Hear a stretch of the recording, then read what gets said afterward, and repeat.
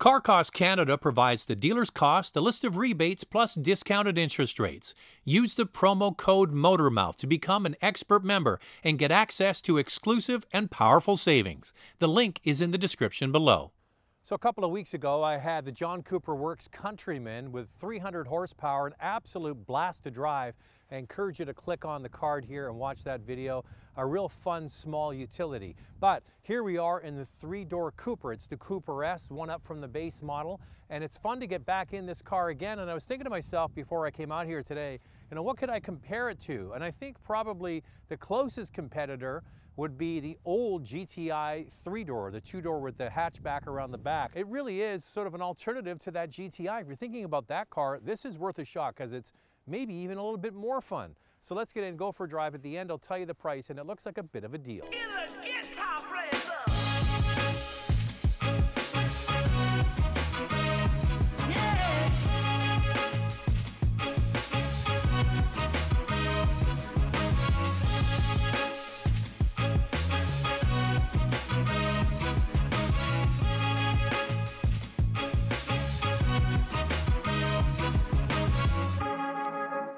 So yeah, I drove that John Cooper Works Countryman, absolutely loved it. It was so much fun to drive in the city. And then when I got into this Cooper S, I thought to myself, is it going to be a letdown with over 100 horsepower less?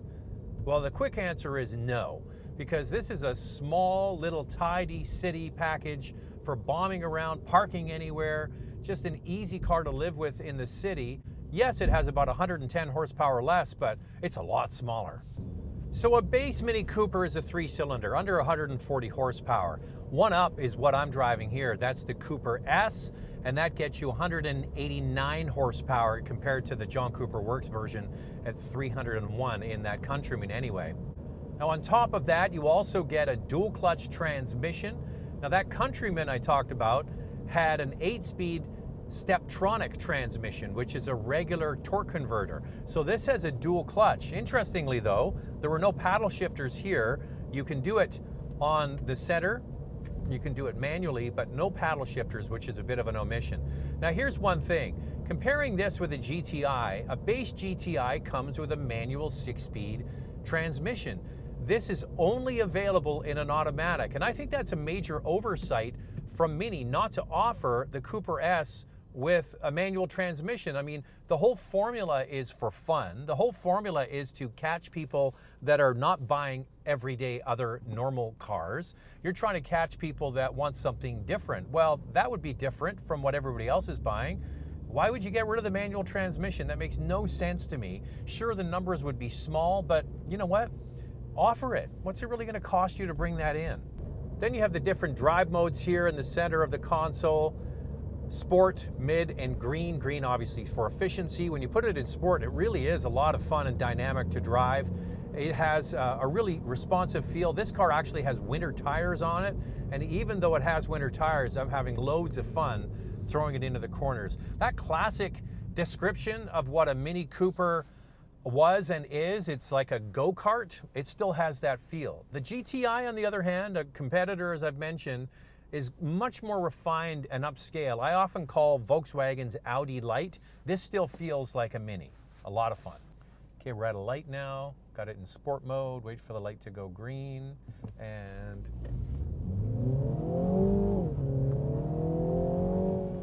it takes off in a hurry. That's good. That's a lot of fun. Now the great thing about Mini, who owns Mini? BMW. BMW certainly knows how to make performance enthusiast-minded cars, and Mini has for many decades, 60 years exactly. This car is a great combination of both companies. The engineering that goes into the engines is evident here from BMW. The chassis work, all of the electronics on the inside, you benefit from BMW's know-how, so you get the best of a performance-oriented little car made by a company that knows how to execute on the promise. I'm gonna grab my cheat sheet, because the one we're in today is the 60th anniversary. That's right, 60th anniversary, the 2020 version. It's actually 1959, so it's actually the 61st anniversary, but this is a 2020 model. All right, so what do you get with this car? With the 60th anniversary package, you get the 17-inch wheels, You get the 60-year sport leather steering wheel and also the leather seats on the inside. You get the mirror caps in white, you get the roof in white, you also get the stripes on the hood, the panoramic sunroof, the heated front seats, you get the navigation system and British racing green and a bunch of other things. Basically, this is a styling exercise, a package that they've made to commemorate the anniversary of 60 years. I like the green, I think it looks good. Would I spend the $7,000 for this package? Well, it does come with a lot of extra stuff in it, and if you start ticking all the boxes individually, there probably is some value in here. This car overall, I really do believe represents some value, and I'll get into the pricing at the end. Now, since we've stopped, I don't really need to say anything more than watch the old reviews of the Mini, because not much has changed in here over the years, and that's one of the things that Mini has. They're kind of handcuffed to the design on the outside. It's got to look like a Mini, and on the inside it has this retro look. I will say in its favor, the iDrive based infotainment system is good. BMW is one of the best and leaders in that regard, and that's mirrored here in the center cluster. The rest of it, I've used the term, it looks like somebody barfed up buttons all over the center console. A lot of people didn't like that critique. They said, you don't get it, you don't understand what Mini's about. No, I do understand what Mini's about. This is a fun car for people that don't want to drive what everybody else is driving. Not the same people, but the same kind of mindset were people who bought the Volkswagen Beetle. They could buy anything they wanted. They wanted to drive a Beetle. People who buy this car can buy pretty much what they want, but they want to buy a Mini because it represents a lot of different things. Now, I'm in the 2 or 3 door, arguably, with the hatch around the back. Let's start on that first of all. It's not very big in the back. It's deep. You have quite a bit of space below the floor, or a lower floor, because there is no spare tire. And those seats also fold down to give you extra space. But if you're looking for the maximum amount of space, the Countryman is going to be a much better option for you. And then getting into the back seat is the issue. So the seat, slides forward and you can clumsily get into the back seat. When you're in there, it's actually quite roomy. You got a long flat roof and you can get comfortable in the back seat. It's a bit claustrophobic, but yeah, the seats are pretty comfy. It's the getting in and out that's the tricky part.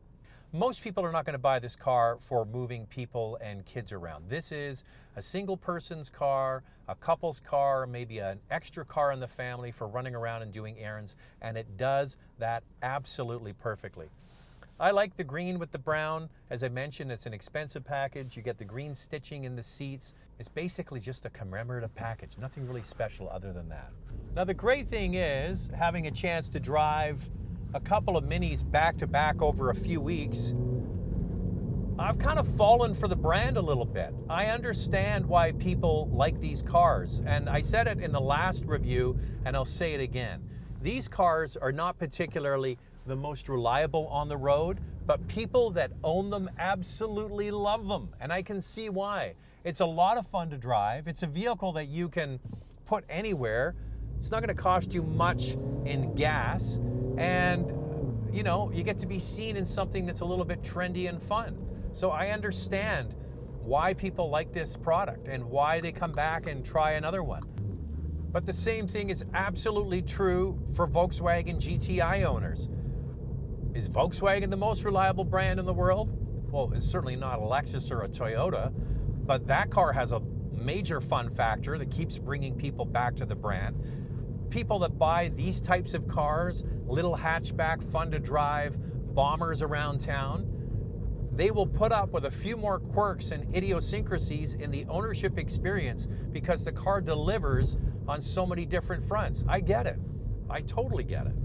Now, I thought I'd talk about the GTI in comparison to this Cooper S, kind of as a fun comparison. They're not exactly apples to apples, are they? GTI's bigger, it's got 2 extra doors, it's got more power, but on the flip side, this is smaller and has almost 200 horsepower and certainly feels dynamic and fun to drive.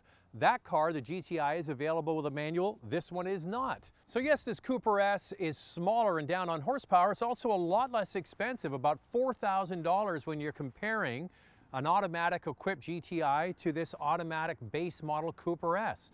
Just under $29,000 in the Canadian market to get this car. If you want it with the 60th anniversary livery that you see here, add another $7,000, but it comes really nicely loaded. So they're kind of in the same ballpark. If you're looking for a hatchback, a great city commuter, fun to drive, and gives you a lot of smiles per mile, the Mini Cooper is still high on the list. Car Cost Canada provides the dealer's cost, a list of rebates, plus discounted interest rates. Use the promo code MOTORMOUTH to become an expert member and get access to exclusive and powerful savings. The link is in the description below.